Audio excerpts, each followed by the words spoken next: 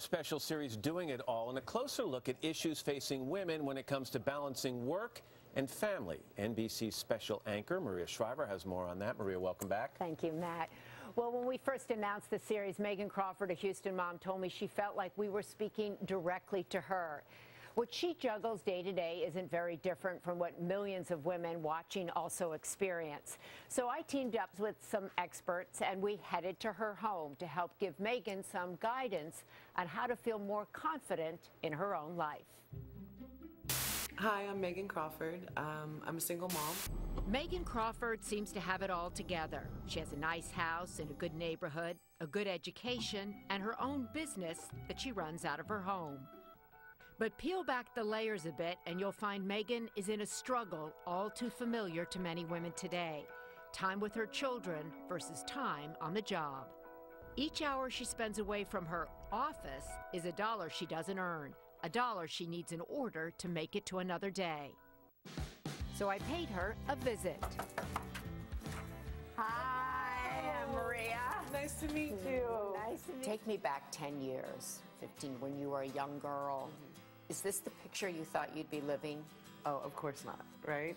Everybody expects their happily ever after, right? You're gonna get married and have kids and it's gonna be wonderful. I never thought that I would end up as a single mom. What do you think's the biggest misconception about women like you? Everybody assumes that because I have a house in a nice neighborhood, I have money. I don't. I'm one paycheck away or one crisis away from serious financial problems. What Megan needs is guidance. I'm never sure, what tomorrow's going to bring. So I came armed with help. So, we're here. I don't really know what my value is. Valerie Burton is a life coach, and Cali Williams Yost, an expert in work-life balance. Most days I'm really quite busy between 9 and 3:30 when my son walks home from school. Meanwhile, I'm still taking calls and answering emails because just because I stop working at 3:30 doesn't mean my clients and my coworkers have stopped working. Right. What are 3 things that Megan can do starting now that will make her feel better from the inside out? Every single day, I want you to ask yourself, what have I done right today? What's gone really well, okay? Secondly, play. Even in little doses, I want you to be very intentional about laughing, about playing, about finding, even if it's 5 minutes to relax, it's gonna help you tremendously. And then third, I want you to have a bigger vision. What I want for you is to maximize the amount of money you are able to generate in the 6.5 hours a day that you have. So Cali, you talk a lot about tweaking. So what does she have to tweak to get out of this feeling of debt? What I encourage people to do is how do you break those everyday responsibilities into small pieces? Because we are not taught how to manage what I call our work-life fit. And it's even more difficult when you work from home, where there are no boundaries between your work and your life, right? You have to think about how, where, and when am I going to work to maximize that time. So can you put some boundaries around when you're going to check email? Can you put some boundaries around when you're going to go on Facebook so that you can continue to really get the work done that you need to accomplish? It's not so much how much time we have with our work, it really is about how productive and focused you can be during that time because there's a lot of distractions coming at us. Now it's time for Megan to take charge and apply these tips to her life.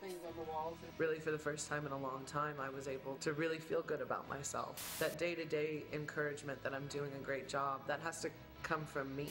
I think that changing that will really help improve my overall outlook on my life.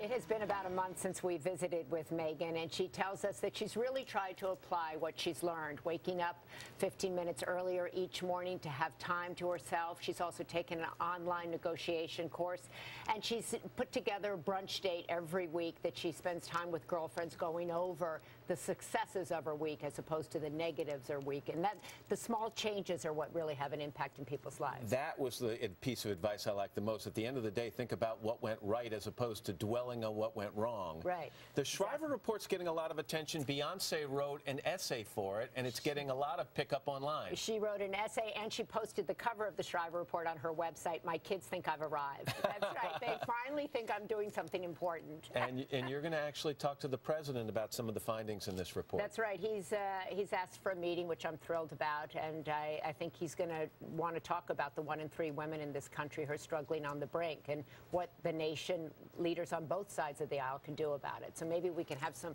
bipartisan cooperation. That would be great news. Maria, Yeah, it's always good to see you. Thanks Matt. very much. Thank you. And remember, send us your questions about doing it all. Experts will be answering those tomorrow in an all-digital help-a-thon on Twitter, Facebook, and email. For more, head to today.com.